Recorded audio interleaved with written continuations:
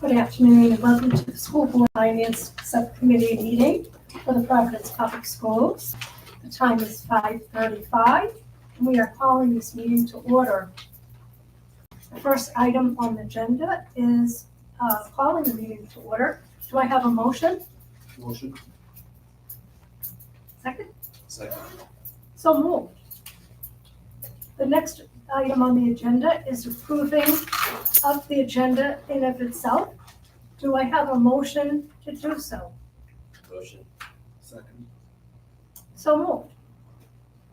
The next item on the agenda is the approval of the minutes from May 15th, 2024. And do I have a motion to approve these minutes? Motion to approve. Second. So moved. Okay, we'll jump right into reporting on the contracts. The first contract is item 4.1. Chair Aiken, Yes, can I ask a question before we of get course. started? So we were provided in the package this document, materials and services with multiple vendors. Could we get background from someone about Sure. what exactly this is and why we're getting it at this meeting and how it relates to what's coming in Yes. the contracts?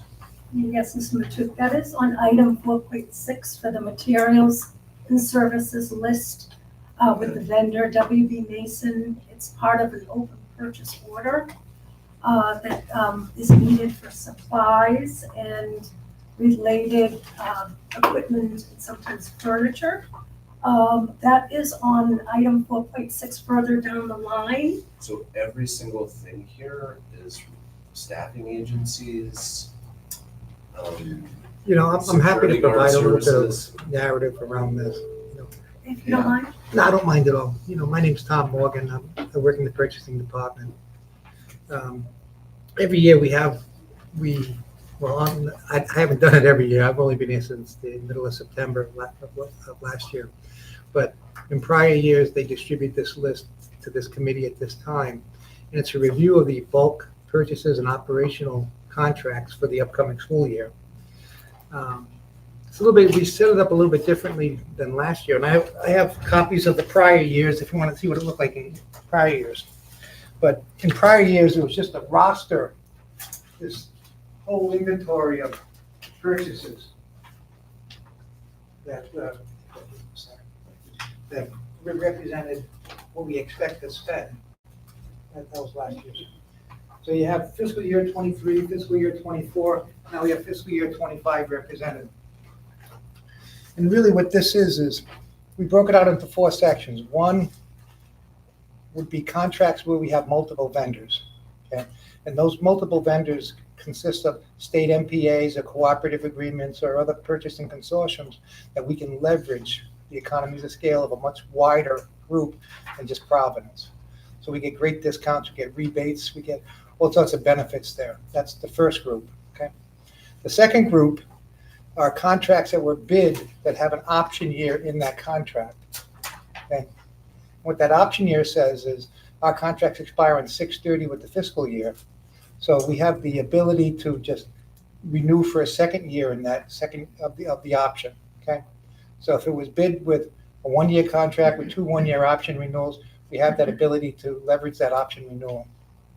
The third is multi-year contracts where we are in year 1, year 2, year 3, and that's just more of a heads up, like for instance, the school bus contract. We're in year 3 of 5, and this is the cost you can expect. And the fourth is all curriculum purchases that we expect to buy, okay? So And that's, is this a total of all contracts? I'm sorry. those, I'm equally confused. so what that is, Forgive me. that's a roster of, as I mentioned earlier, not all contracts exceed $200,000. So it's really a subset of those contracts where we're exercising an option year, or we have a year 2 or year 3 of an existing contract. And what we're trying to do is demonstrate to you that, for instance, the first item where you see WB Mason, all the office supply vendors, we have a dollar amount there from the prior year, which is, I think I gave away, oh no, it's that one, which is $350,000. last year, we predicted we're gonna spend $5.5 million. So there's tremendous belt tightening. So a lot of wailing and gnashing of teeth going through these budgets and whatnot. And really, the budgets are managed at the school level, and it rolled up at this level.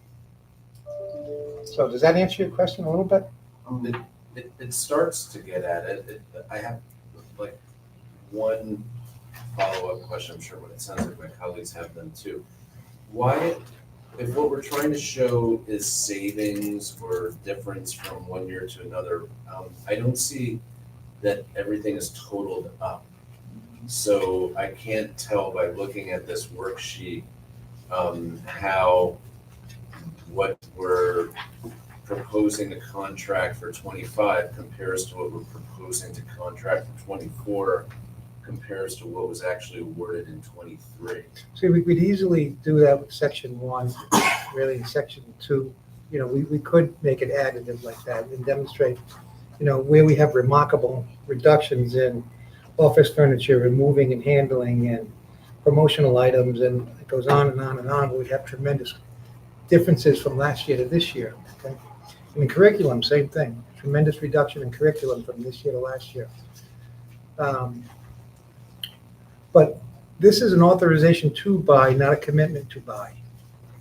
You know what I mean? We're seeking an authorization to say we want to spend up to $5.5 million.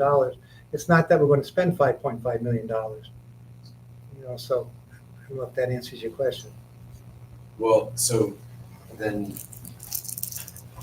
you would be looking for approval of this materials and services with multiple vendors list as item 4.6. Yeah, what I'd be looking for would be, for instance, educational office furniture. We plan on spending $350,000. Last year, we planned on spending $5.5 million. Do we get approval to spend the $350,000?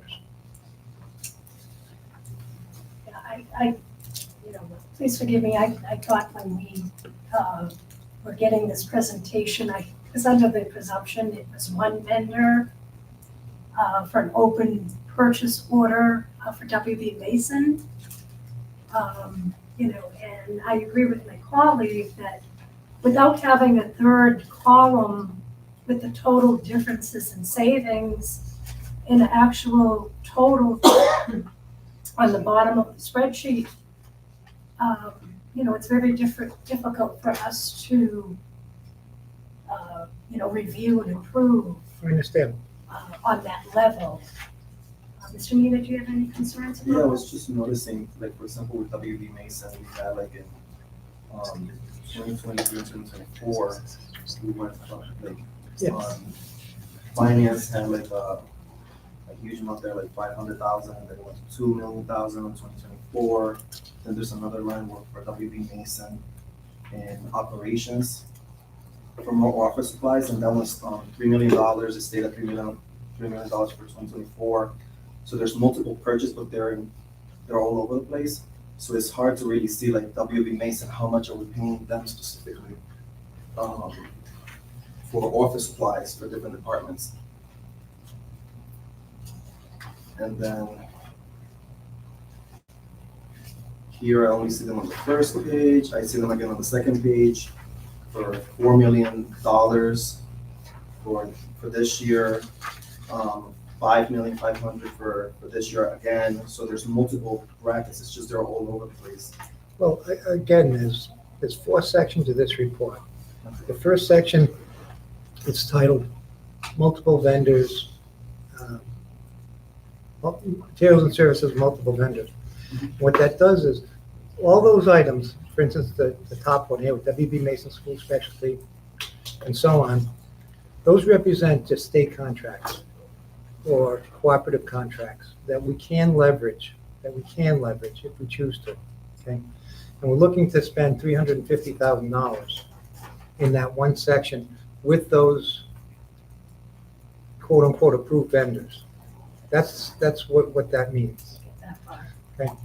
And, the delta that'd be an easy fix if we wanted to add, take the delta between $5.5 million and $350,000 and then aggregate that through the whole spreadsheet and give you a number. We could easily do that too.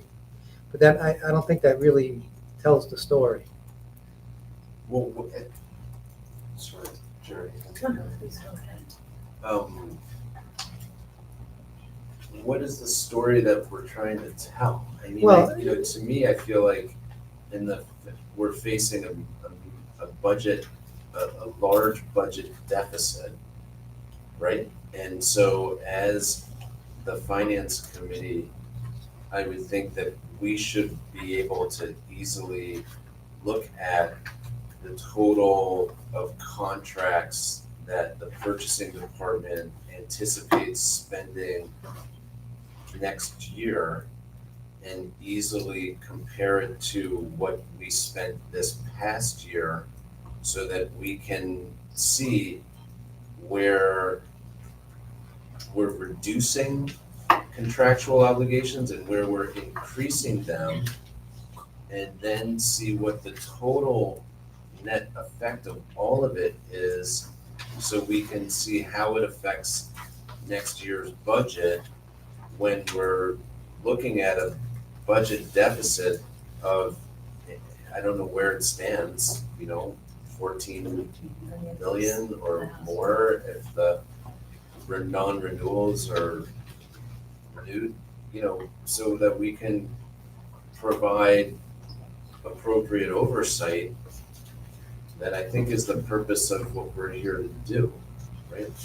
Otherwise we're just approving contracts, I don't want to say in a vacuum, because obviously like every contract is justified by the people who are in here and presenting it. But from a broad point of view, I think our role as a finance committee has to be broader than just approving individual contracts, considering the fact that we're facing this deficit situation. I'm sorry, Jerry. And, I truly appreciate that, I do.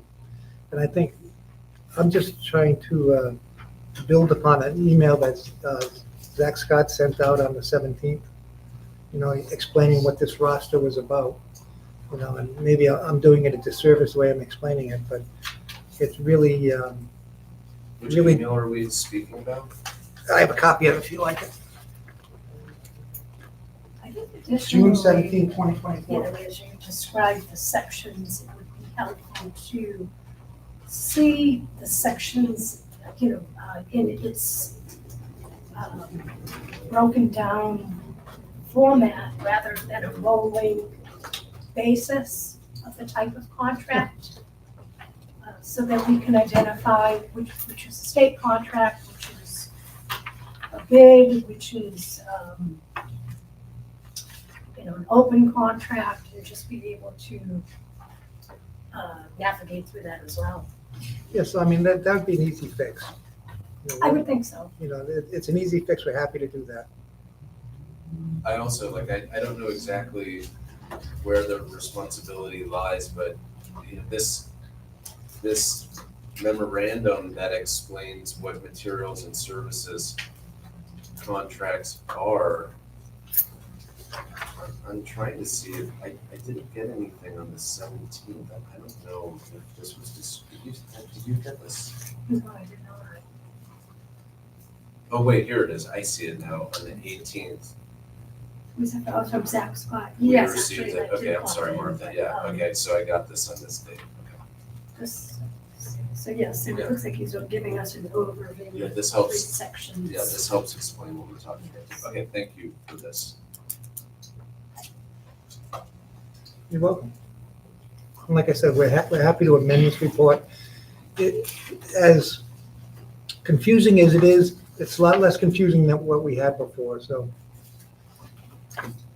Now, are the contracts that we would be voting on today included somewhere in this? No. And because they're new contracts, they'll be added next year to this roster. If we exercise an option year, or if it's a multi-year agreement, will be added to this roster going forward. They're new contracts, but isn't effective, didn't we vote on effective and teacher? That's a change order. not a new I contract. mean, let's Hewlett Packard is here. So wait, I'm confused, I'm Wait, sorry. Some of these are multi-year, some. some are multi-year agreements. Okay. Yeah, And if it's a multi-year agreement, it will appear on this report. If there's option years in it, they will appear in this report. Okay? If they are new contracts for next year, it will be on the report next year. we'll be on the report for next year. Yes. But can't we have everything in one place perhaps, so that, Well, if you don't, we can't put it, the contracts you're hearing now, the new contracts you're hearing now, they wouldn't go on this list because they haven't been vetted yet. They haven't voted on them yet.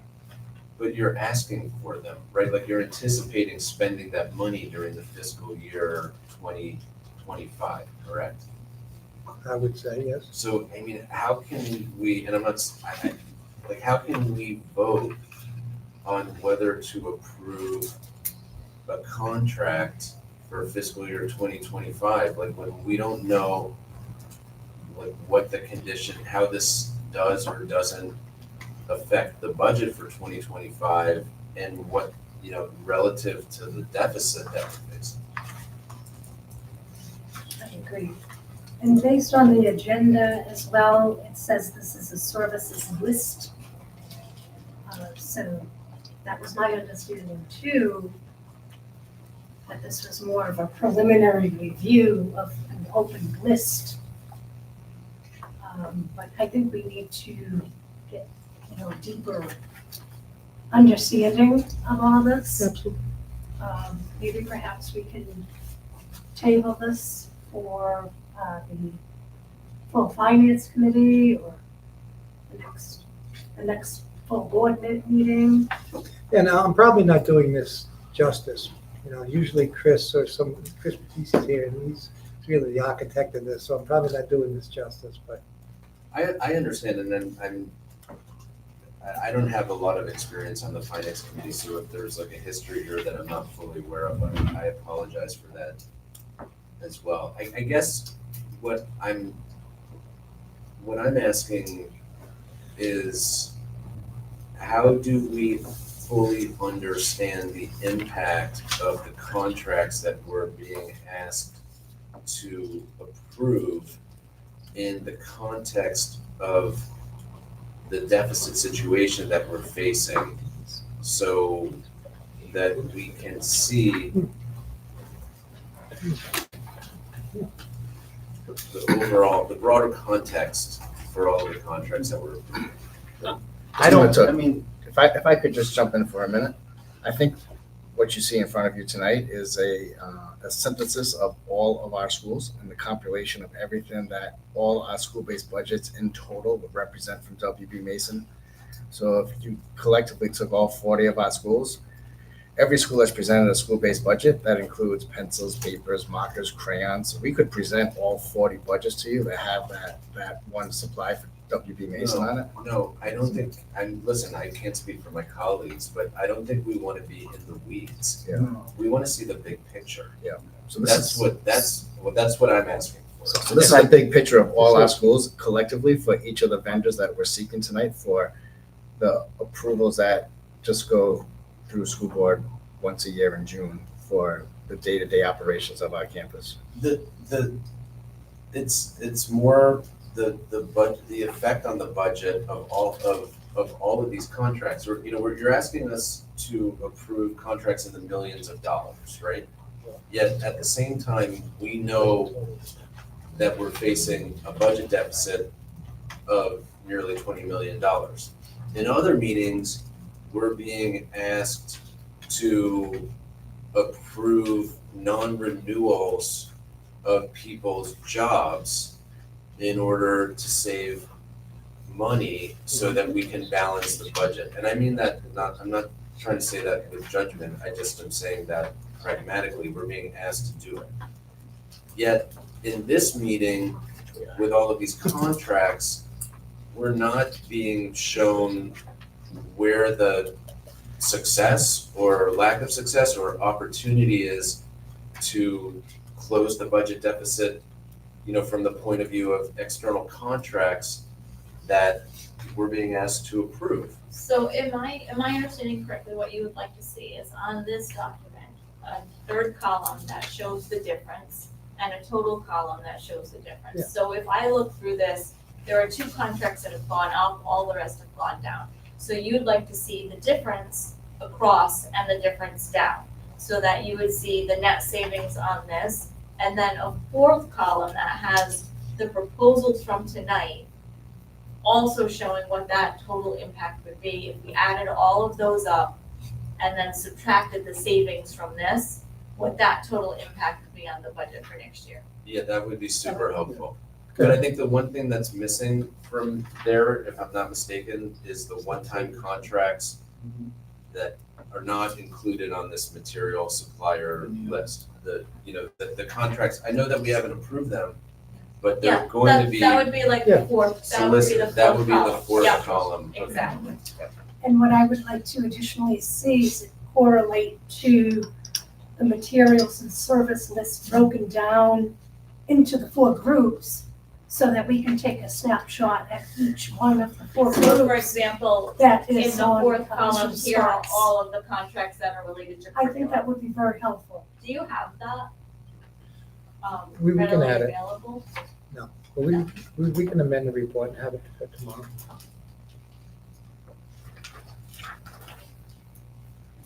Yeah, I mean, something as simple as, even like, for example, looking at this one, this is a renewal.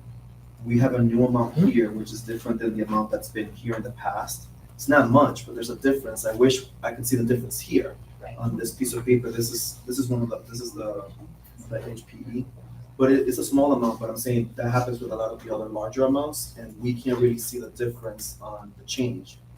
So this one went up, what are the ones that went down? We can't see it here, and we don't always have this either.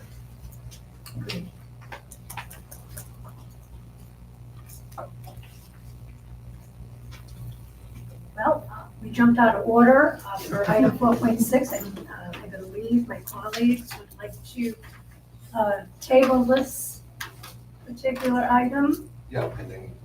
pending further review. Yeah, that's would be fine for me. Do I have a motion to do so? We have one further question. Yes. I'm new here, I'm new to this process this year. Michaela Keegan, I'm the Executive Director of Curriculum Instruction. So this is just a question, maybe a point of clarification or procedure.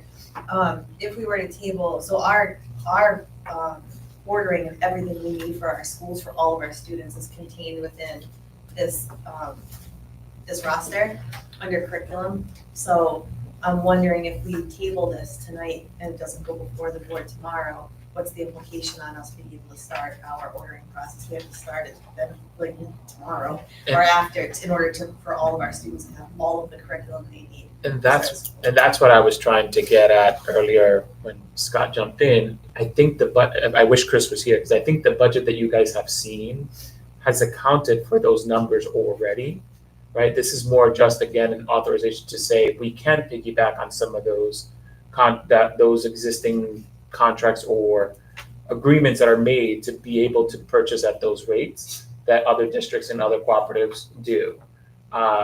In the first column or in the first section. So the budget that we have presented previously to the Finance Committee has accounted for those numbers, but I think that there is a real question on whether or not, if this doesn't get through the full board, what are the implications for the start of school? Because those materials we would not necessarily have authorization to purchase and have in front of kids. So this is more, I think, again, those costs have already been accounted in the budget presentations and have already been in the broader picture. But this is more just an authorization to say, if we need to purchase those, here's the amount not to exceed, or here are the contracts that you can piggyback or cooperatives that you can leverage. Here's how we plan to spend the money that we presented in previous meetings. For example, I can only speak to curriculum, but to curriculum.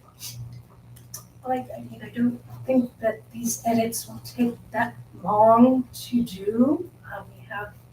Tomorrow is a full business day. I think that, You're saying, maybe I don't understand the procedure, the process, but the Finance Committee would have to make a recommendation to the board in tomorrow's meeting about whether or not to approve. So this is not just an informational list of contracts in 4 different areas. This is a request for authorization to spend money. Right, and I'll use a more concrete example, and I'll use one that's in my department. You have already approved the ABM contract for the term and conditions that were presented last year, right? We just went through the fiscal 24. So again, that one that you approved gave us permissions to pay ABM for this fiscal year. If that's in here, if that was not approved, essentially the district would now have authority to pay post July 1st to ABM on a contract that was already approved, right? Because we don't have authority to pay past June 30th. Okay. So, and that's the case in most of them, because again, they're either multi-year contracts or like amounts that we are anticipating to spend on categories that we are leveraging cooperatives and, purchase agreements that have been established that the district has been leveraging. But if we were not to leverage those, then the cost would be higher. So when I saw this, to me, it looks like a list of something that could be really helpful to us as a finance committee to sort of understand the impact of all of these contracts on the actual budget of the school for fiscal year 2025. But like what now I'm understanding better, and I apologize for the lack of understanding, is that this is actually a request for authorization to spend money in certain areas that the finance committee has already approved and the board has already approved in previous contracts. So maybe, that going back to the topic of the finance committee being able to have broader context for all of the contracts and the spending that's coming before us, I would request that we have some larger type of accounting file of some sort that shows from 2024 to 2025 what is going on from a spending point of view on the contracts across the full range of everything the school is planning to spend, so we can see that and hopefully do our governance work from a more informed perspective going forward.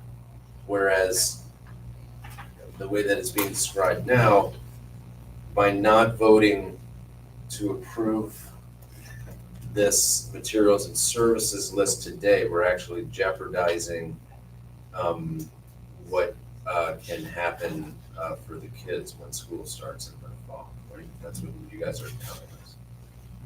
So Chair Aiken. I would, based on that, because the type of contracts are noted in the second column, if it's a extension, if it's a piggyback, if it's a sole source, etc. So, as I said, if these edits are made as, suggested, we can make the recommendation to present it to the full board tomorrow for approval, once we have those edits done. I don't think, from what I can ascertain, we would get any pushback from the full board. But I think it is important to see those differences and those totals by type of groups. Is it realistic to accomplish that at a time by which it can be? I would think so. That's something he said it would be simple to do. We have it, we just don't have the columns printed. I mean, I've seen it, I've been looking at it for a couple of months, so. So you want the differential, the totals, and the type By section. by section. Yeah. Chair, that was just a quick one. Is this, with this, we really don't know what the difference is gonna be. If we're going over the amount. This went on under. There are only 2 that are higher than last year. This is significantly under Yeah. last year. The curriculum is too. Secretary?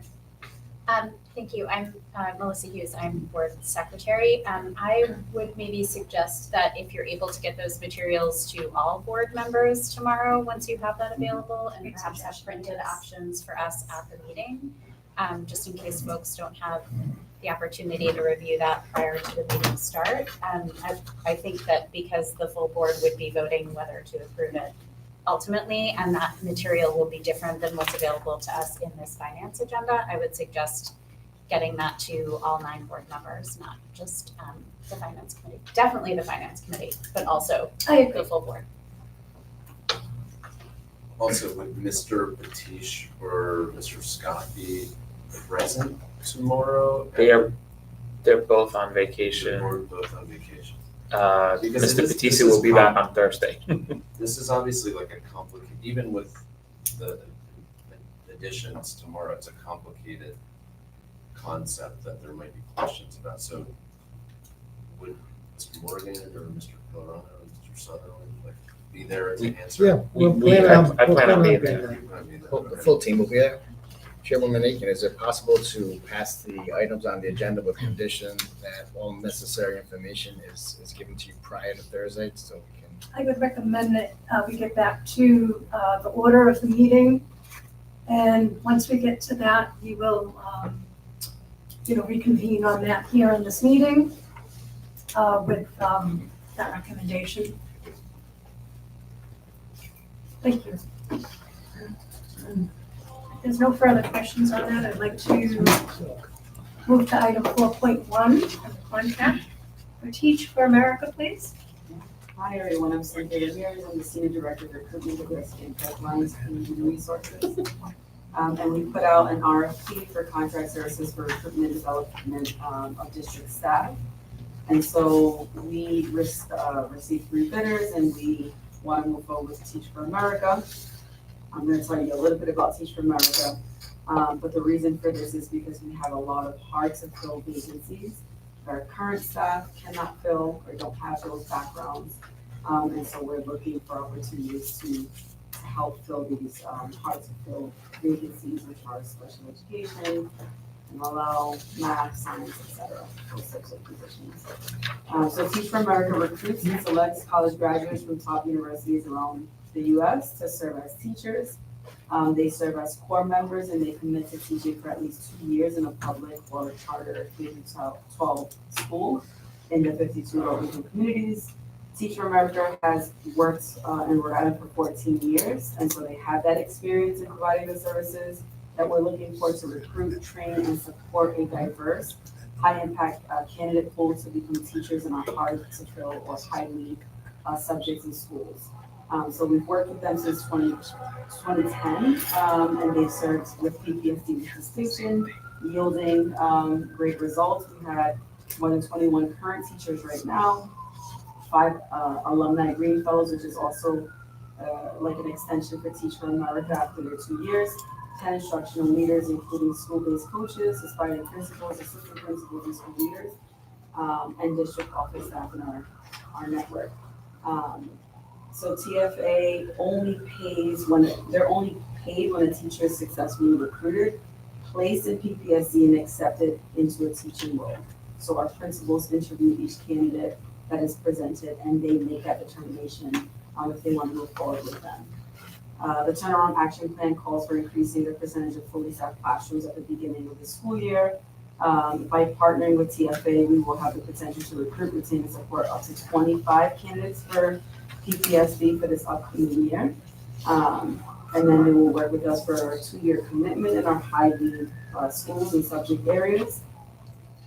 And they are an extremely diverse population. So when we think about overall, it says 56% of the TFA members are people of color. So again, when we talk about diversifying our workforce.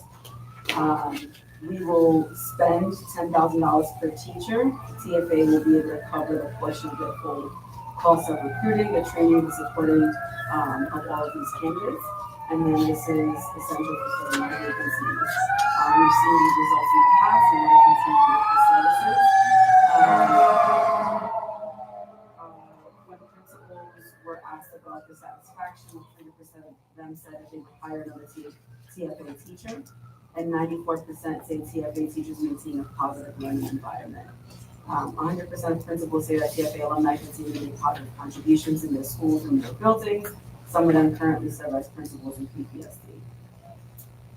Teach for America teachers are co-enrolled in graduate coursework, so 12 credits at the elementary level, 15 credits at the secondary level at Rhode Island College during their first year in the TFA core. TFA supports them in pursuing their alternate route educator license prior to entering the classroom and their full initial educator license in Rhode Island after completing their first year. 100% of TFA Rhode Island core members will serve in hiding areas through this partnership and will obtain their teacher certification through RIDE. TFA has a rigorous pre-service training that extends into the first 90 days of school and continuous and personalized support throughout the school year for each one of their core members. So in addition to supervision from their district evaluator and the school leadership team, each core member has a manager, a teacher leader development support staff, better known as a coach, who provides ongoing professional development and coaching in the form of classroom observations, one-on-one meetings and debriefs, and organized professional development sessions. Our state TFA has approved the program once again this upcoming year. They have a 92% completion rate and it is highly regarded by RIDE. So that's the organization that we're hoping to move forward with. And we put here up to $250,000 that will support 25 TFA core members. Last year we were approved up to $500,000 to support 50, and again, given the financial constraints, those cutting half for this year. Questions? Members, do you have any questions? I have a question. So TFA, the way that I've understood it, and I think that we approved a contract last year, is to traditionally has put TFA members for a short period of time in schools in the district, right, to help with chronic absenteeism and curriculum support and things like that. So it depends. So we're looking for teachers in But these this is- hard to fill areas, but some folks like Green Fellows, they have had taken different positions in the district. So does TFA have a track record of doing this work successfully, training teachers and placing long-term staff into the district? Yes, so we have data here from like, let's say, 2022, 2023. So let's go, so 2022, 2023, 18 TFA core members came through PPSD and 14 of them were hired. So after their 2-year term, 14 of them were retained and hired in the district. Okay. And then we had a smaller group, again, because we cut it off to just hiding areas for PPSD. There were 12 offers made, but 8 were hired. Again, the principal were able to decide who they wanted to select for their school, for their positions. So we can see the retention is also great on that end for us to keep folks through there, here with us for a 2-year commitment, and then we have seen a good turnover. One of the complaints that I always get from like local teachers is, maybe not having some of the similar supports as TFA, do programs here in Rhode Island with some of the local teachers. Say that again? So TFA, they look for teachers all over the nation, right? Yeah. Does that include teachers locally Yes. that are able to go into these programs and get certified as well? Yes. So our local teachers have access to sign up for like TFA? So not teachers, these are folks who are not teachers, Not who go through the TFA program, because that's the goal, to get Okay. them to become teachers. So it's not an opportunity for current certified teachers. And then for current certified teachers, do we provide any type of support so that they can get those certifications or things that they need to become the teachers that we're looking for? Yeah, so I know that the teaching and learning team is here. There's like professional development and coaching for teachers. We have offered free practice vouchers and support for folks to get their certifications. We have partnered with colleges and universities to get them into like pipeline programs, to get additional certifications through like Roger Williams University. We have large groups of folks who are getting their ESL certifications. So we do have pipeline programs in place as well for current teachers in PPSD. In addition, we're growing your own with people who are teacher assistants who would like to become certified teachers, so we have that as well. Awesome.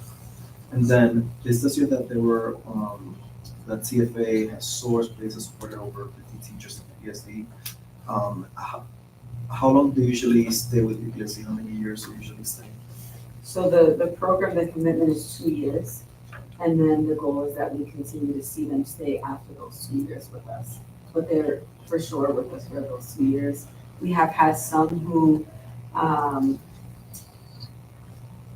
didn't complete, like stay with us after those 2 years. So again, I'm just looking at data from 23-24. The folks who were hired are still here after their 2 years. So the 8 hires are still currently here. Do we know how many of those, how many of the teachers we've gotten from TFA have stayed beyond the 2 years? Yeah, so 23-24, all 8 are still here. 22-23 school year, out of the 14 teachers, 10 are still with us today.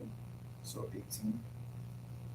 And then from 21-22, we have 16 hires. When we look today, it's like 9 of them are still with us.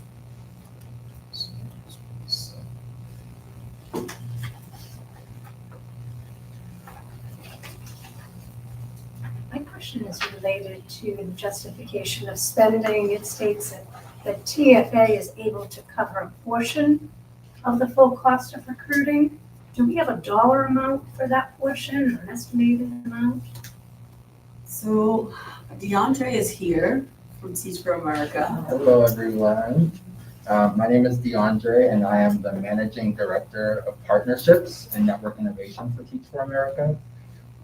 We have the $10,000 amount, which was ultimately reduced so that we can get up to 25 teachers. We recruit across from, to answer your question as well, from local universities, as well as universities from across the country. And we have districts pay a portion of the funds, and then we have a certain amount that we pay through our national organization as well. I can get you access to the full dollar amount, but the 10,000 will be the request for districts to pay. I appreciate that. Thank you. Yes. Very helpful. And out of the Green Fellows, those alumni, when you say Green Fellows, can you describe what that means, Yeah. please? Yeah, I'm happy to. So we, in an effort to help to retain our core members beyond year 2, and also to improve our efforts with our alumni network, created a program that is bringing folks either back to Providence or TFA alumni from other regions or core members who were here to remain in Providence. We have 5 of those fellows who are here and placed in PPSD, either as lead teachers of record.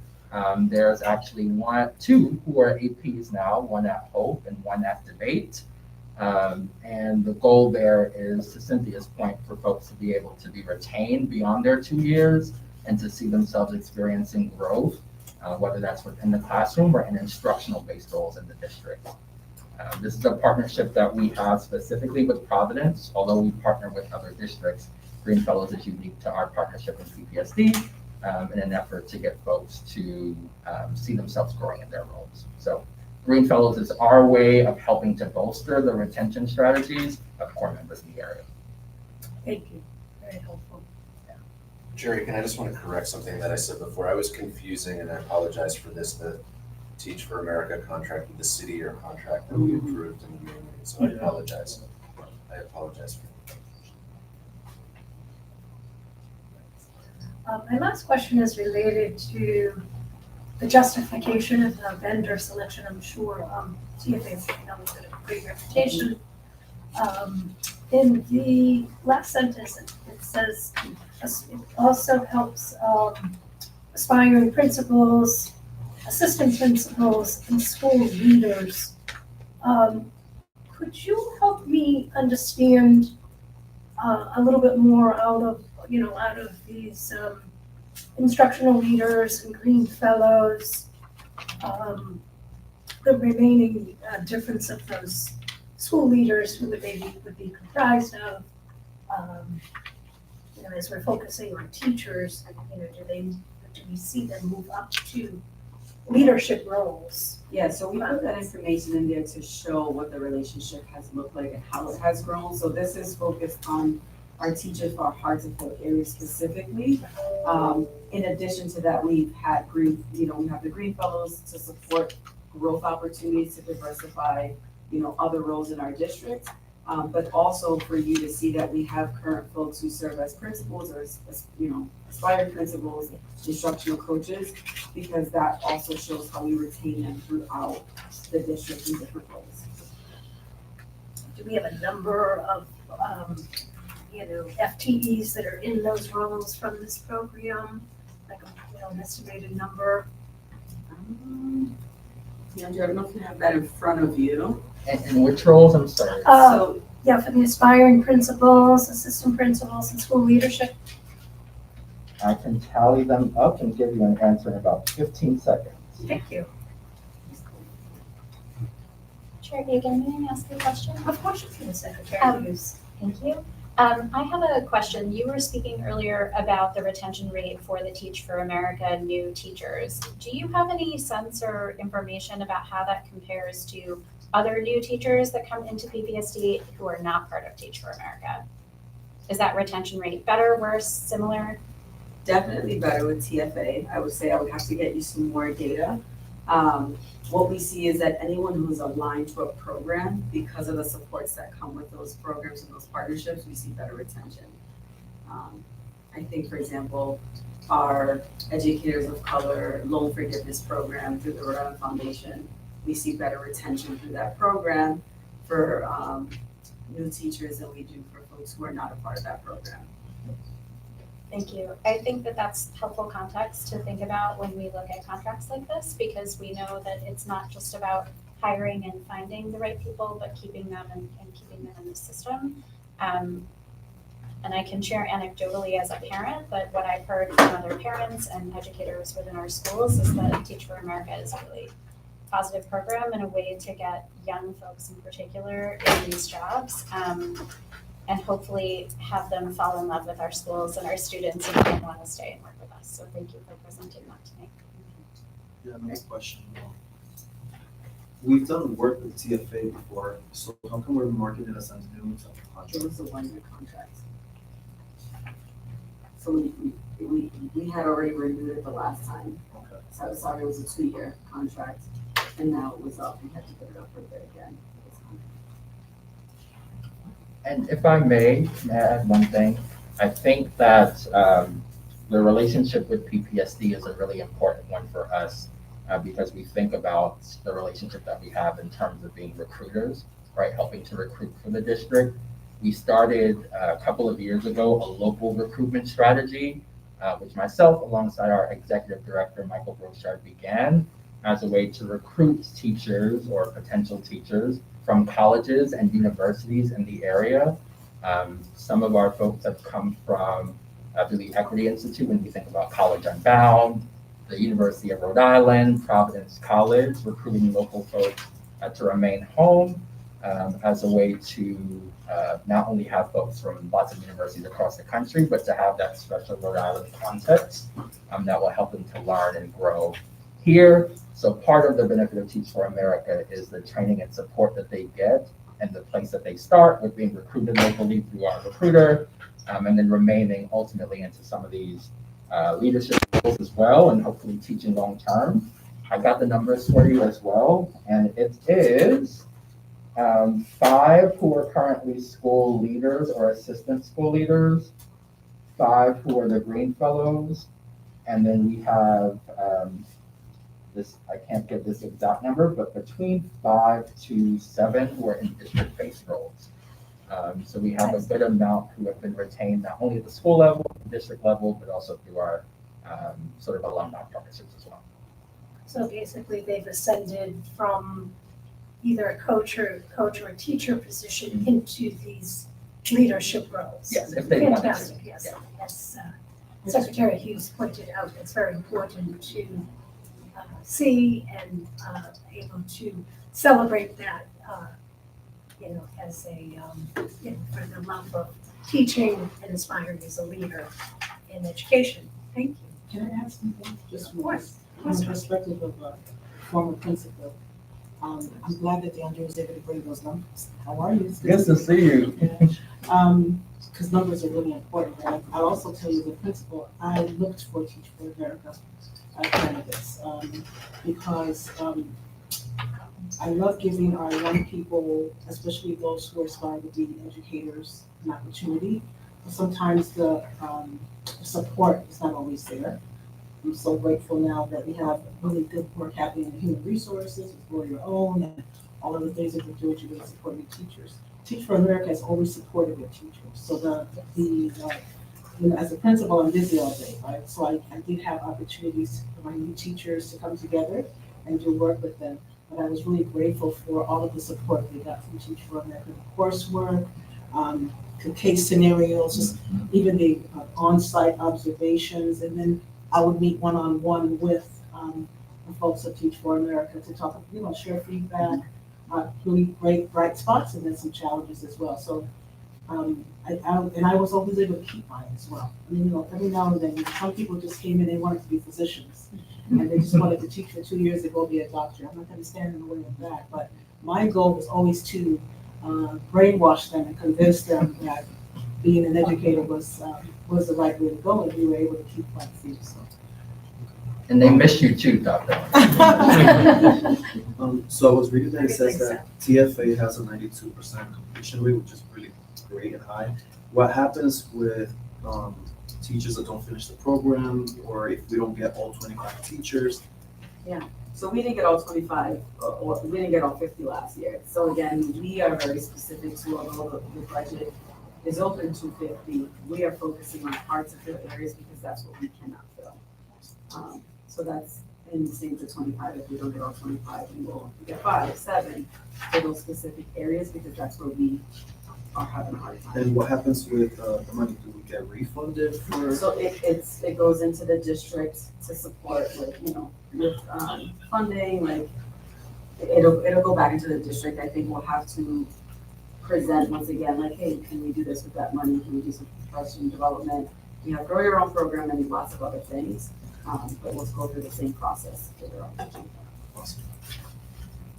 Actually, now that you've mentioned that, Dr. Anya, could you elaborate where it says coaching in the form of classroom observations? Could you elaborate what methods are used for that coaching mechanism, please? DeAndre, actually, could you share? Yes, I'm happy to. So every core member that's hired into Providence has what's called a managing director of leadership development, another fancy, unnecessarily long title for coach. And what they do is that they have a beginning of year, middle of year, and end of year minimum with the school leader. So if you don't mind, I'll use Dr. Onye as an example.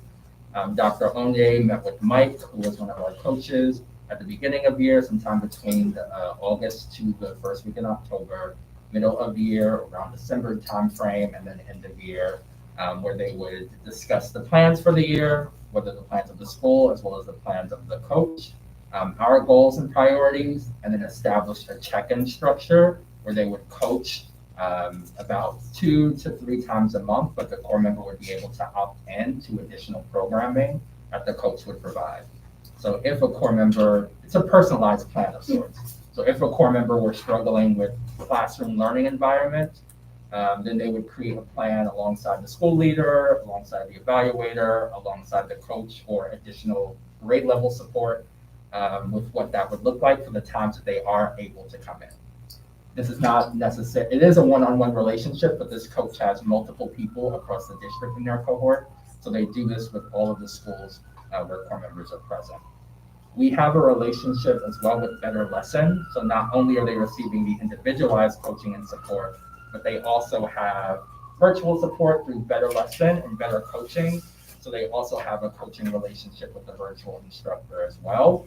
In addition to the coaching, like let's say that Dr. Onye or another school leader at the currently would provide with the school-based training that they are required to participate in as a full-time lead teacher of record. So think of us as like an additional layer of coaching and support, and they're required to do all of the programmatic and full-time lead teaching work necessary to be an employee in the district.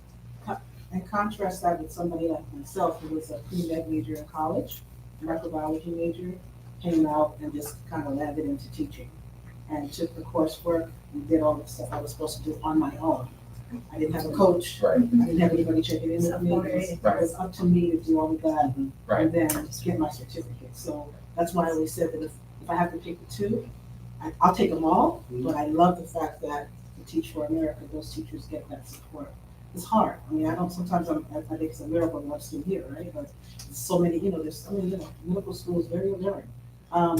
But when you have that kind of one-on-one coaching, and then you have a good spot in your school where you get that wraparound, then it really does give folks a kind of a better idea of what education is about. And then also all of the avenues. So we also try to coach them up, like think about doing teaching for a little bit. You have really great leadership skills. Maybe you want to be an assistant principal. Maybe you want to be a guidance counselor. Maybe you want to be a principal. Yeah. And we've been able to do that as well. So. That's great. Thank you for the insight. I think the other really helpful piece too is Rhode Island College. So our partnership with RIG, our folks are required, as Cynthia mentioned, to take their certification coursework at Rhode Island College. So not only are they getting the leadership development work from us, the coaching supports from their school sites and from their coach, but they're also getting the instructional support from 10 RIG professors who they're in partnership with. Every week they attend classes once a week and then have coursework that they're required to do and homework outside of that once a week course. And they experience that throughout their first year in the Corps en route to their full initial license at the end of their first year. There seems to be some emphasis here on the pre-service training that extends into the first 90 days of school. Do these methods also, work in collaboration with that pre-service training? Yes, that's an excellent question. Yes, they do. We have pre-service training that begins virtually because some of our folks are, let's say, coming out of college.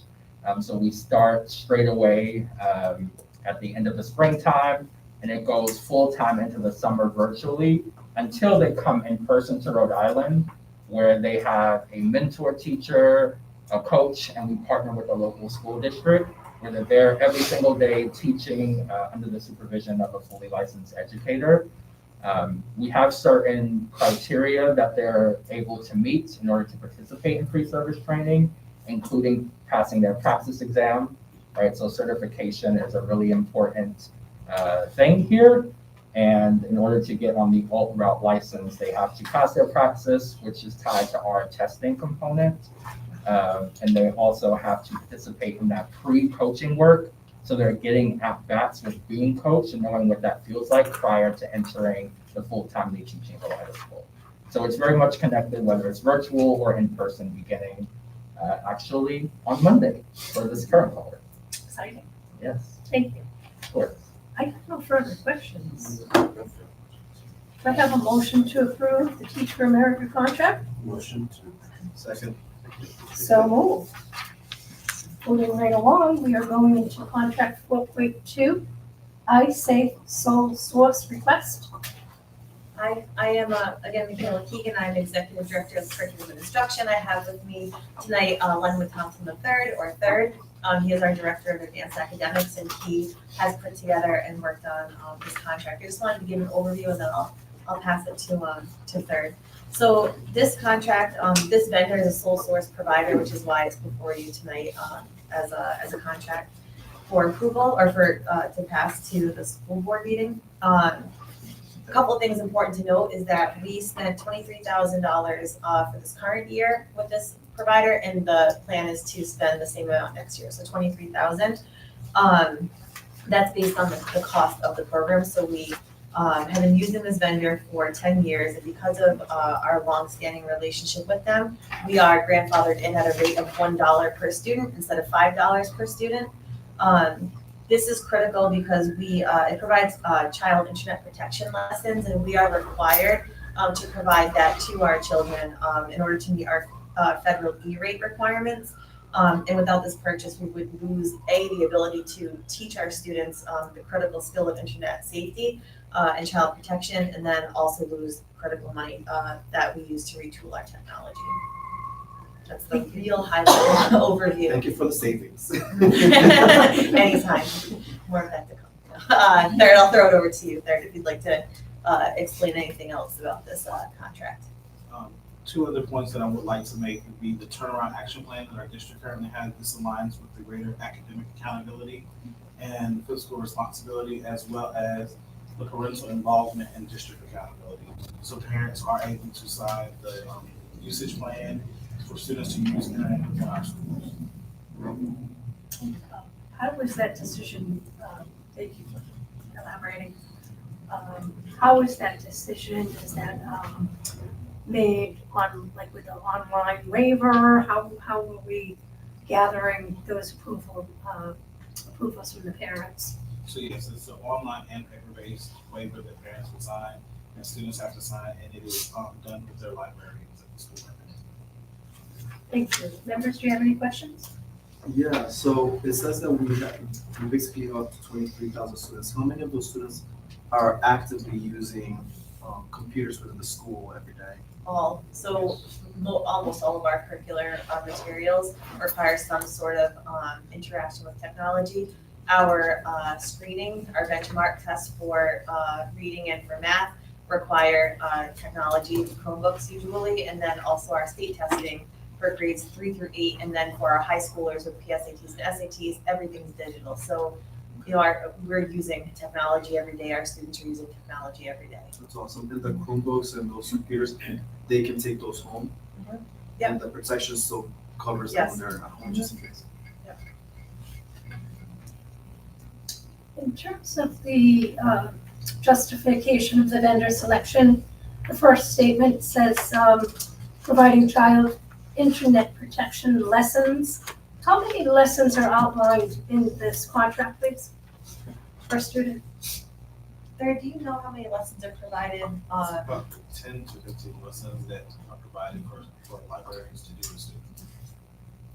It depends on the grade. So these are, and typically the librarians are the ones who are coordinating these lessons with students, but a lot of times what you'll see in the secondary grades where students aren't visiting the library necessarily as part of their daily schedule or weekly schedule is you'll see the librarians coordinate with the advisory teachers to teach lessons through the advisory classes.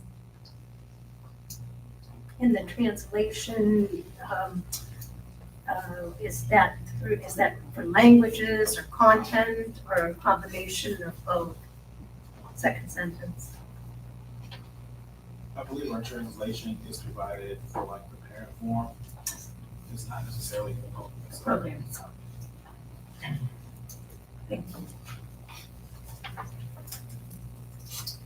Any further questions? I have none. I think this is an excellent contract. Do I have a motion to approve? Second. So moved. You do motions, I'll do seconds. Moving right along, we're going into contract 4.3, Rice Education. Good evening, everyone. Thank you for allowing me to be here this afternoon to talk to you a little bit about restaurants. We actually approved this last year for 1 year because we were using extra funding and put it for 3 years. So this is a renewal. It's an online platform that is focused on developing habits of mind around diversity, equity, and inclusion. The total 27.5 is for the upkeep of the platform to update any content, any technical assistance we might need, any reviews or things that we need to update, particularly because a lot of the areas of this touches changes each year.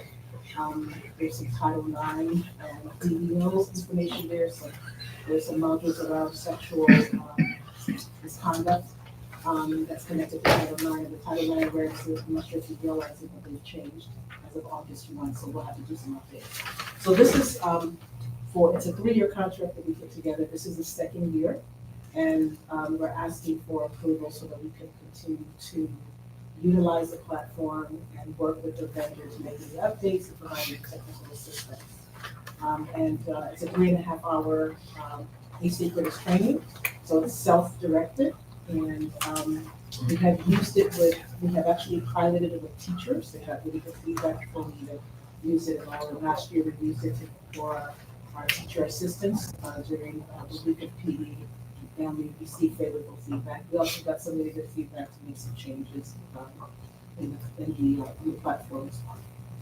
Who participates in these kinds of trainings? Well, the ultimate goal, and it would, so this is a kind of a partnership with our Office of Human Resources. So the big picture is that this will be a compliance training for all district staff, no matter what your role is. And that it will be a yearly compliance training. We're not there yet, because we've got, of course, have some conversations with our unions, et cetera, but that is the ultimate goal. Every year, we will take this, and we will take it and sign up, and they take it in training. And again, it's to build a better culture in their district. Hopefully, if we build a better culture, we will also be able to hold on to some of these teachers we're bringing in. Have you done the training yourself? I have. My entire staff, the 4 of us actually went through the entire thing, and we actually provided feedback to the vendor before we actually launched it. It read my mind. Yes, absolutely. And then we piloted with teachers and got feedback from them, made some more corrections. And then this past year, we worked with our teacher assistants. And that was at no additional cost? No additional Oh, cost. that's great. I'm a TJ Lecture. No additional cost. I'm liking all these savings. I do have a question regarding the funding source. It says, as you stated, will be split between the equity and belonging and human resources departments. Do we have a ratio? Is it a 50-50 split? I hope it's gonna be 100% HR and me 0. But I do have, my office is like almost 100% grant funded, and I have a lot happening right now. So I am working it out with human resources, but, we have some funding. If I ended up having to take care of the entire amount, we can do that. We'll just have to take it from somewhere. So you're still in collaboration? Absolutely. On that. Thank you. No matter what, it's gonna happen. We need the platform. We have until August 30th, so we have some time. What was the original investment in launching Equity University? Somehow I knew someone was gonna ask you that question. This actually started before I came on board in July 2022. My role was to complete, I think we owed them about $49,000. So what I did that first year is worked with them like almost daily, because Rico, the CEO, could be anywhere in the country at any time. And we were grinding and working back and forth to make sure that it got complete, because it still wasn't ready. There's also some Providence specific modules that were built out as well. And so we were able to provide him with the downside. It was either 47 or 49,000 that we owed him. I'm not sure what the original amount was. I want to say it was maybe close to 100,000, I'm not sure. The upkeep was 27.5, which actually has gone up, but I was able to keep it at 27.5 like it was last year. So we'll be negotiating later. So I would say probably maybe so far, maybe 130,000 so far, I think that's it. And 27.5 it sounds like that's the least that could be expected for annual upkeep. I would love for it to be a lot less. I push and try, but for now, that's what it is. Even as good. I hope that you're able to maintain the same contractual agreement amount from last year, Dr. Arnold? I am too. So good negotiating here. Quick question about, if you could describe from the participant journey of uncovering multiple perspectives and lenses from personal to interpersonal to systematic. Could you give us a couple of examples, maybe? Sure. Sure. So one of the trainings that we have done that has been pretty successful since we relaunched the Equity Office has been unconscious bias, and really focusing on the fact that everyone has biases. And those biases often shape our perspectives. They also shape our and impact our relationships with folks. So a lot of times tension and confusion amongst individuals or groups of folks, a lot of times is out of not understanding, right? Different perspectives that we all bring that to the table. So that's what this work just gives, it gives a deeper opportunity to have some conversation. But I'm glad you brought that up because it's not just about this platform. The platform is a platform, it's self-directed. It's gotta be a lot, it's all of the things we're trying to do, right? Making sure that students have really great curriculum, making sure that our curriculum is culture responsive, making sure that everybody understands what culture responsive means, right? How do biases affect the idea of teaching different children who may look different from you, who come from different backgrounds, not assuming that everyone who is Black has the same experience, or everyone that's white has the same experience, right? Really giving that opportunity to get to know individuals. So that's really what that module is about. But it's really about the rest of the things that we're doing, bringing in more diverse staff and faculty to our district that will also help us to do better and be better. Yeah. And that Does that actually, make sense? that totally Yes, helps, because that was one of the concerns I had actually with the TFA, bringing people from other places, other states, that yes, they could be Latino, they could be everybody, but there could be biases that they don't understand the culture Absolutely. here in Providence. Absolutely. It's very unique. Absolutely. Very good, thank you You're for welcome. indicating that. Any further questions, members? Having none, I would like to see a motion to be made to approve the Rice Education Consulting Redcon contract. Motion. Second. So moved. Thank you, Dr. Thank you. Moving right along, we are jumping into Pearson Digital Assessment Library, item 4.4. Good evening, I'm Dr. Jennifer Connolly, I'm the Executive Director of Specialized Instruction here in Providence Public Schools. I'm here to respectfully request your approval of a contract amendment for the Pearson Digital Assessment Library. We've been using this now for about 3 years that I know of since I've been in Providence. It's an online platform for many of the assessments that we give students for the special education eligibility process. Okay. I'm happy to answer any questions you may have. Members, do you have any questions?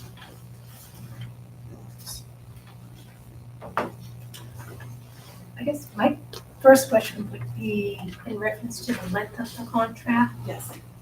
Looks like the start date is October 2023. Yeah, I apologize. I do need to amend the year. However, the current contract we have runs until October. We are doing it earlier this year to try to get ahead of all of it and not have a last minute rush. So the month is correct. I just need to amend the calendar year. I apologize. So the end date would be October It'd 7th, be October 2025. 8th, 2024 to, and I'm not sure if we can go past the July date. But as long as we can go into the school year or into the next calendar year. We would need clarification on that and Okay. action on that.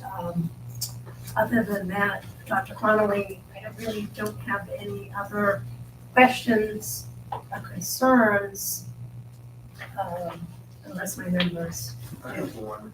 So the digital assessment, so usually who does the assessment? Is it just the student? Do they get support with somebody, Yes. parent? Well, these are students that we have a concern may have a disability and need to get tested to see if they qualify for special education services. So it's preschool kids as young as 2 years, 9 months, all the way up to high school students. If the team meets and the parent agrees that we do need to do this test, these are special tests that we do. We could be doing, the school psychologist could be doing, cognitive tests. We do behavior rating scales. We may be looking at mental health concerns, speech language, occupational therapy, physical therapy. It's comprehensive, but these are always individually done. And all of these tests are within this library? The majority of them are. Majority yes. of them. Yeah. Are they available in multiple languages? Yeah, Spanish predominantly. The digital library does give us easier access to a wider variety of tests. Traditionally, we always had to order paper-based copies, and everything had to be done in a paper-based format, but this makes it much more easier to provide the tests, to access a greater library of resources, and to score the tests as well. And since it says it's a purchase, does that mean that the school department will own all the assessments within the library? We're able to access them. Access them. Yes. So is it like a subscription? Yes.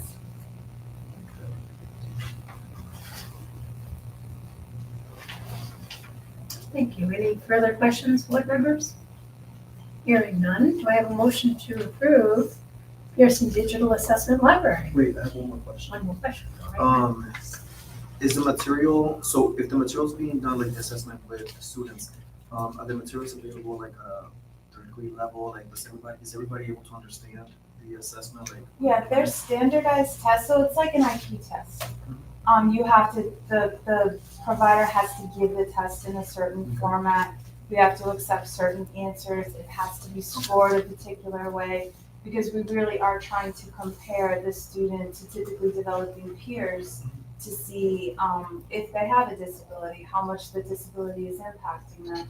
So they're normed for kids through the entire age range that we give it. Even, we have tests that we can give to students who are nonverbal to even check into their cognitive ability. So every student can access the test, but we do have to be very careful about how we provide the test to get the most accurate information. Does that answer your question? yes. It's different than like SATs or, a test that a teacher may give. And like I said, some of them are rating scales. So we would be asking teachers, parents, how does the student do with social skills? How do they do with transitions? Are they able to handle conflict? Not all of them are tests that we give to students. Some of them are scales that people who know the student would fill out. Thank you Speech so much. tests, how well can the student articulate? How long are their sentences? Are they intelligible? Occupational therapy, we're looking at, sensory issues, hand strength, physical therapy. It's a full battery of tests. Thank you so much for that explanation. Of course. Okay, Dr. Connolly, any further questions? No. Okay, very good. I would like to make a motion on recommending the approval of this contract with the dates corrected for the length of contract. Do I have a motion? Motion. Second. So moved. Thank you. Moving right along, we have item 4.5, Effect Cliff LLC. Hi, I'm presenting that contract. My name is Jennifer Athlon. I'm the Executive Director of Multilingual Learners. And before I begin, I just want to give a quick pitch for TFA, because if it were not for TFA, I would not be in education. And I'm very thankful to be in the education world, serving my community. But I'm here to present Effective, and I know that you just mentioned you just did see this contract in May. This current year is actually our third year of our contract. So we did have to do a new RFP and look into all the potential bids. We received 27 bids this year, so we did have a team reviewing all of them. Only 11 of the 27 met our minimum criteria that is required for services, not only to be delivered in all of the languages represented in our district, but also vendors that can handle the quantity of requests that we make in our district at this size. Of those 11 that met the criteria, Effective is the most affordable option. It is one that we've been using for the past 3 years, so many of our staff members feel very comfortable already using. So it is why we're selecting to use it again with the option of 2 additional years beyond next school year. I know you just had it, so if you have any questions, I'm happy to answer. But I also did provide for you to reference just the prices, because I know that's been a question before, so you can see what we are charged by each type of service. How many or what percentage of the services are in person compared to video or telephonic?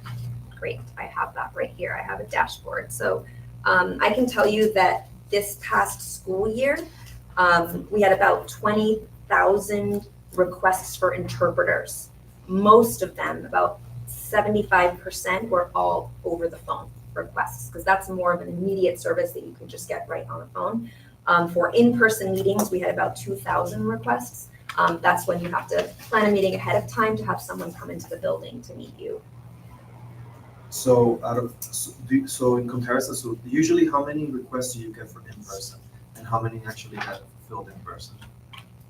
These are all filled. So the numbers I'm sharing with you, we can cancel within like 24 hours and we're not billed, but for the ones that we've been billed this year, out of the 20,000 requests, about 2,000 of them were in-person requests, and most of them are over the phone requests. But those 2,000 were the only ones, so there wasn't like 3,000 and only 2,000 were provided for in-person, right? Correct. Those were the requests that were fulfilled. Sorry, man. Yeah, I was just trying to, because I know like sometimes like, I've been to events where schools request in-person interpretation and they don't get anybody because it's not available. Like especially for like PTA meetings or stuff like that. Sometimes it could be last minute things. So that's why I'm asking if the 2,000 that were actually billed were the total number that was actually just requested. So if there was any other. The billed ones are the ones that we guarantee were actually present, interpreters. No, I know that, but I'm trying to say how many were requested for in-person in total? Like how many requests came for in-person interpretation? Because 2,000 were provided, but how many requests actually were submitted? I can tell you that this year, we did have 1,172 requests that were canceled. For various reasons. So I can give you. Not because they weren't available, right? No, it's just they were canceled by the district. So sometimes you might have a meeting that you may arrange with a family member. Most of our in-person interpretation requests are for IEP meetings that are scheduled in advance. And the IEP team knows to always request an interpreter if the family speaks language other than English. But if for any reason the parent can't make it or the meeting has to be moved and it's canceled and then a new appointment is made. And that's why I was asking, because I know, it's all over the news, the whole thing with DCYF and the IEPs, the lack of Spanish services for the fulfillment of, these IEPs, especially with Providence schools, which just has the highest number of students.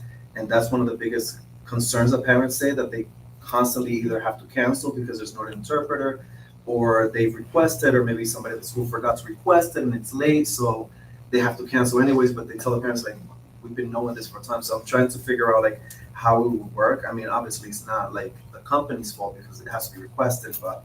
I can tell you the process. Okay. So for everyone in the district has access to request an interpreter or a document to be translated.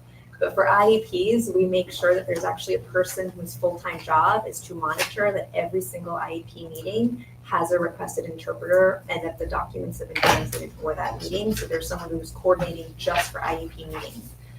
So she reviews daily all the meetings that are happening in the districts and make sure that there is an interpreter present.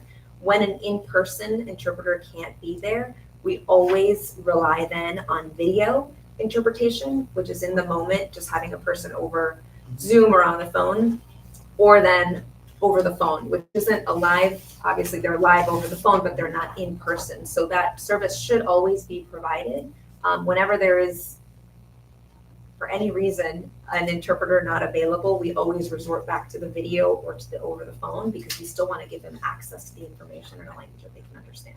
Do they consider also the kind of, like, for example, let's say Spanish, there's multiple countries speak Spanish, but I've seen, sometimes where somebody from Puerto Rico might get an Argentinian to interpret for them and it's completely different Spanish. Yeah. So is that taken into consideration? Yes, so you actually can select when you're requesting the type of Spanish that you would like.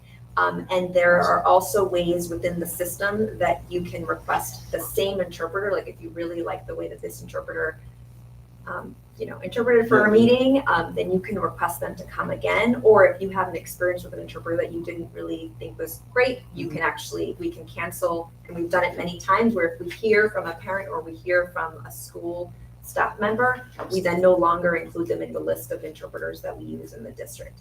Something that we're actually going to be changing for this next school year is an app that we're going to start using with this, and it'll give us the ability for every person to then rate how their service was. And so that's going to help us collect a lot more customer service data.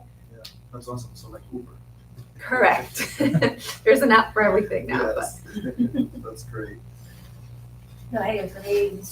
There's been meetings held where we need interpreter services at the meeting, school meetings, you mentioned PTA meetings and board meetings. So I think that the app being created would help with that as well. Where it's more spontaneous request. My question is regarding the proposed budget, where it's a new contract, but it's really, we've used this vendor prior. Have we noticed a price differential? Yes, so you may remember in May, we asked for an amendment to add to the contract. So for this year, the limit really is up to $2 million. Based on the usage that we've had this past school year, and actually the Effective did lower their prices.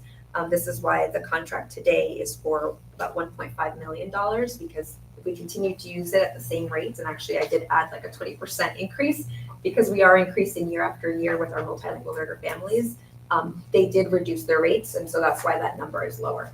That's great. In the pricing schedule, it looks like there are some significant fees for rent of the platform, $50 per day for our SI projects. So, last page, third item down. Yeah, these are project management. a lot of services that they offer. I will say that we mainly use this contract for like over the phone, video, in person, and then document translations. The additional services, I will say we've not used as much. Voiceover, for example, is if the district is creating a video and you want to have a voiceover in the video. I think we've used it less than a handful of times so far this past school year. These are additional services they offer, but I would say like as a whole, the district primarily uses the over the phone video in person. I know one of the questions we asked in May was regarding a lot of the documents, there's usually templates. So once you translate it once, you don't really need to be redoing them again. Are we looking into some of those documents that are templates and we don't have to be paying all over again to be requesting those? Yes, and they actually have, I don't even know what they call it, but some sort of AI tool in their system. So if they receive something that recognizes that this has already been translated, they actually let us know. But we do at the district communications office, we already translate almost everything into our major languages and send to schools, so they're not needing to request things again, because we've done that at the district level. But that has been very helpful. We actually just started piloting that about 2 months ago. And so with that technology, they're able to tell us, oh, we've actually already translated this for you, here you go, so that we're not getting billed for anything that's already been done. And for in person or interpreting over the phone or anything like that, what are their hours of operation? Is it 24 hours every single day of the year. So a lot of the interpreters are actually from all over the world, and so at any time you could, at least for the over the phone and video, those can be at any time. That's great. So out of the 27 bids received, and only 11 vendors earned the 80 out of 100 possible points meeting these needs. How was this particular vendor, was it because we've utilized them in the past? No, so we had a very thorough rubric that every vendor could earn up to 100 points if they met certain criteria. One of the criteria, for example, is that they offer services in every language represented in our district. So we had to go through making sure that every single language was represented. And so if that's something that they couldn't do for every language, we didn't give them the full points in that category. Another category is that their interpreters are trained in the ethics of translation, that there's proof that there was a course that they have to take for confidentiality reasons. And so depending on each category, we gave them points, and we did not consider any vendor that did not meet at least 80 points out of that 100-point scale. Great, that's good to know. Yes. Out of the 11 vendors, were they all charging the same amount? No. This is why we chose Effective. Effective actually had the lowest overall rates for all of the services. I will be happy to share if you want the prices of our other competitive vendors, but they're a lot more, and it would I would like to see like how they comparing cost. This is great because I love the whole savings today's meeting. I've seen everybody doing an effort to save money, so I'm enjoying that part. Yes, I would like to see that as well. And I know that we have asked in the past with this vendor to see what languages, are most utilized for the interpreter services, so that we can, understand. We know Spanish is the main one. We'd also like to utilize and review the other languages. Yeah, I'm happy to share the rubric that we used, and it has all the prices for every other vendor. Just to give you an example, this Effective vendor charges us 7 cents per word for Spanish, and does not charge us for any repeated language. So IEPs, for example, are often the same language repeated, and there are certain things that are different. And so a competitor would charge us 20 cents per word, which is significantly higher, and they don't have the ability to charge us only for new words. They include any repetitive words, so we would be paying a lot more. And there are some vendors that also have a minimum where they charge per hour, whereas Effective charges per minute. So we're really only paying for what we're using for interpretation. That's awesome. Any further questions? Hearing none, do I have an approval for item 4.5, Effective LLC? Motion to approve. Second. So moved. Moving along, we are going back to item 4.6 for the materials and services list. We've already had a robust discussion on that, but if you could get a quick briefing on these types of contracts and the necessity of including it into one rolling list so that we can make that decision to move forward with it. Well, clearly we can add a column, explain the delta. We can summarize it in the different subgroups. And I think that's a pretty easy lift, to be honest with you. So that's something we can easily do. We can get it distributed to the wider team tomorrow before noontime. Can you remind them? Any of the further categories? questions or concerns? Okay, very good. So having reviewed that in depth at the beginning of the meeting, I will make a recommendation to present this for approval for the full board at tomorrow's meeting with those amendments made. Absolutely.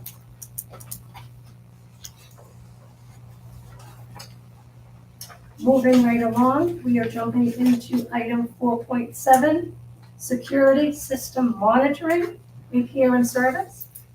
Good evening, everyone. Sal Colorado, Chief Operating Officer. I'm going to start and then I'll let my colleague Jakir jump into more details. This is Sonatrol New England. Sonatrol New England's our incumbent vendor for monitoring all of our facilities in terms of burglary alarms, but also access control, and providing badge access to all of our employees. So we did an RFP to put the service out there and try to get competitive pricing. We got 2 bids, and then I'll let Jakir sort of kind of go through the gist of that, but also based on where we landed and why we landed there. Good evening, Yakir Fernandez, Deputy Director for Campus Safety. As Sal mentioned, the contract is for a total of $547,206.68 is a district-wide contract, and we're looking to award it to Central New England for a 12-month period only. This is gonna allow us to kind of put a bid out again to be a little more comprehensive as we're moving along to a new standard in our security systems. Currently, we have a legacy side where we have about 35 schools in the legacy side, and then we have the 3 new schools with our new systems. So we're looking for obviously a partner that we're gonna introduce our new security standards as we bring Pleasant View online and other schools down the line, Kazarian, Fogarty. We wanna make sure that we have a good partner that can bring us to those standards and maintain those systems to our level of satisfaction. As Sal mentioned, it's the monitoring of the intrusion to our 40-plus buildings, including administrative buildings and auxiliary buildings, and also the service and repairs of cameras, which we have about 670 cameras, about 47 DVRs that manage those cameras as well. So it includes that as well, and then the access control and badging district-wide.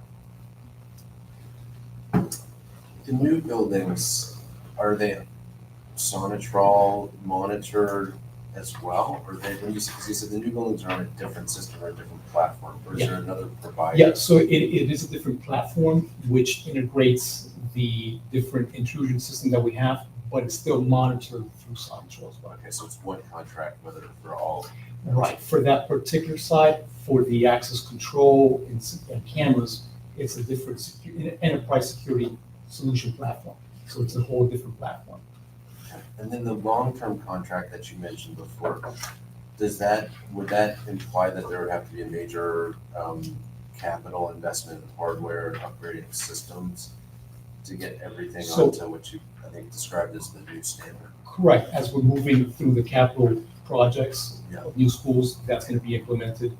When we're looking at retrofit work for the existing systems, that would require some capital expenses, but there's a plan to using revolving funds, 1 or 2 schools per fiscal year as, right now, tentative planning, identifying those as capital retrofit work.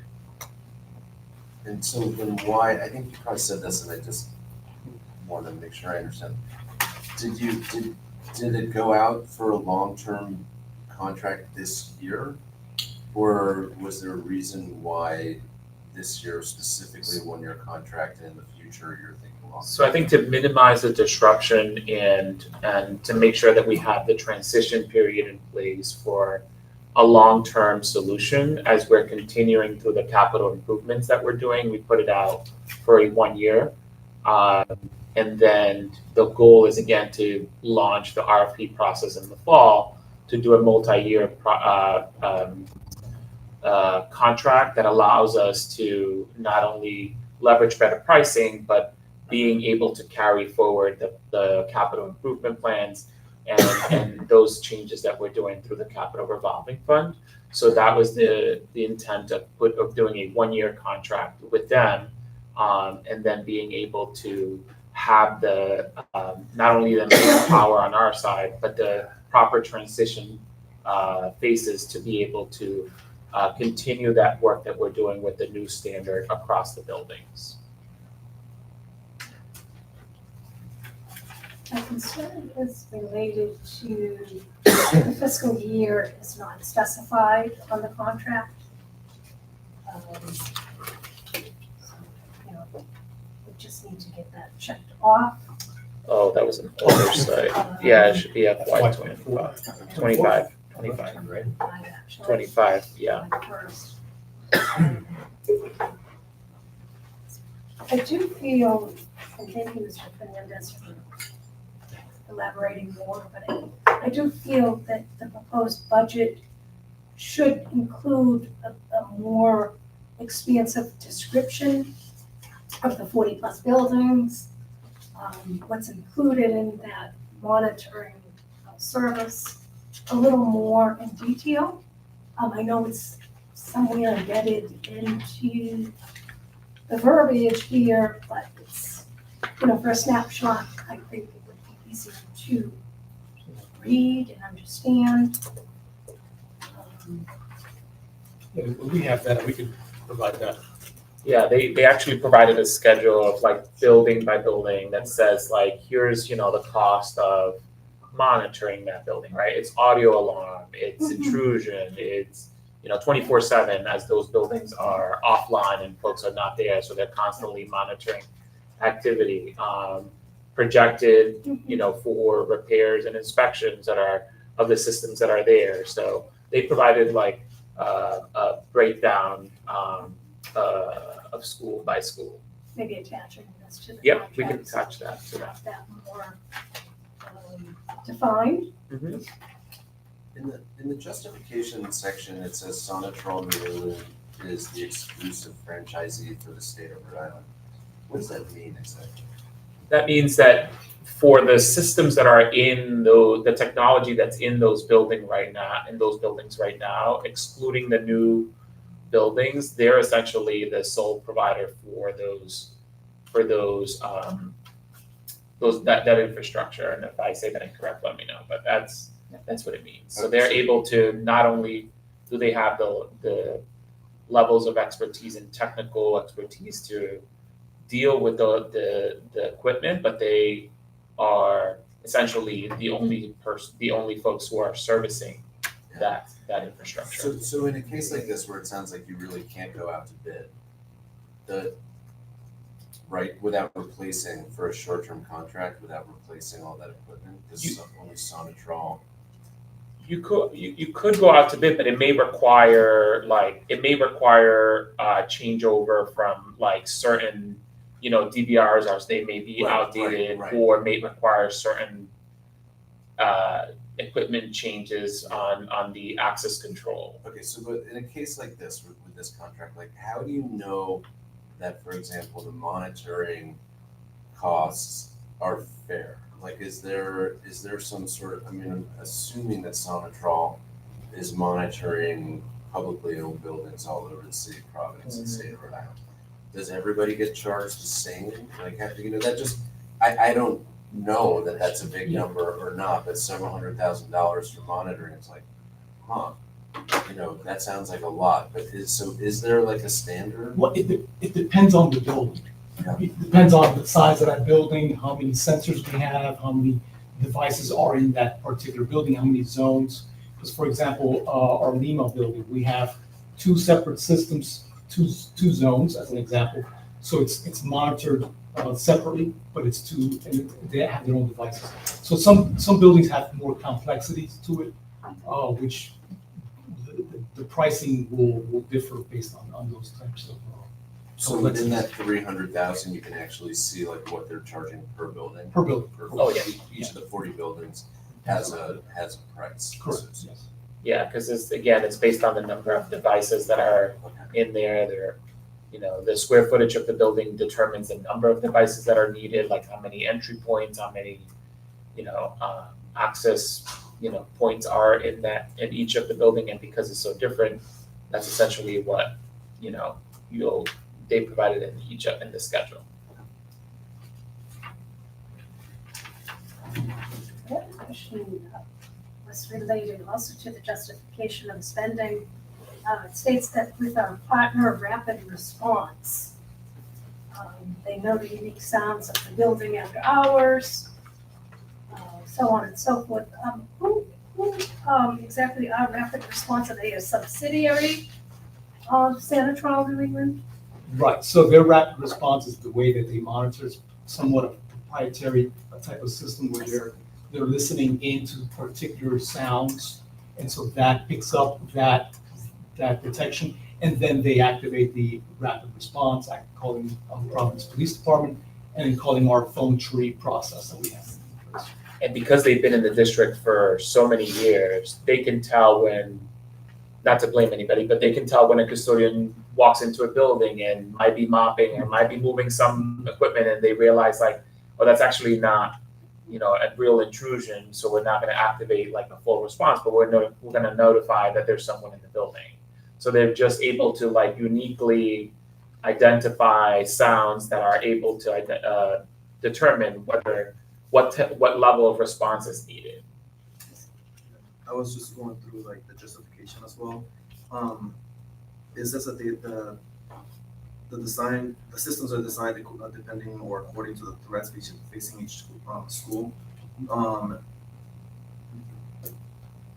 What would be like the threats in different schools? Wouldn't they all have like similar threats? Yeah, I mean, when you're looking at it from a security perspective, we always want to have somewhat of a threat assessment based on the individual building. But being that the buildings within our district are so close together, it's, well defined, you're gonna have the same threats. But it's still a process that we would like to go through to evaluate what systems, maybe one school may not need a, the sound detection, maybe we're using another type of system in that particular school. It just depends. And who would make that decision? With the principal? So it's a team. So the principal of our team and then their group as well. Having multiple stakeholders is critical in reviewing that process because we want to make sure that everybody has a visual of what's going on in their particular school and what systems would be proposed for that particular school as well. In regards to the 1 million feet of cable that's been installed throughout the wire closets over the years, in excess of $2.5 million. Do we have an idea of how many years that work was done? Was it 5 years, 10 years? They've been here quite a bit of time. Yeah, they've been in the district for quite a bit. And some of that, some of that technology is outdated in the industry in the sense of it's done its life cycle. And so that's why PPSD has, put a lot of emphasis on updating not only our standards when it comes to security and safety, but our equipment as well. And so it looks very different in the new builds. And as we continue to go through that capital project plan, to get as many of our buildings new or like new with the adopted standard and making sure that those infrastructures are updated accordingly. I just think that sentence is rather alarming when you look at the figure of $2.5 million, over the years. I would recommend revising that sentence to make it a little more clearer that, yes, there's been investments made. Maybe give us a sense of duration of time or number of years so that, the board members will know this might be an obsolete security system and the reason of this contract is needed.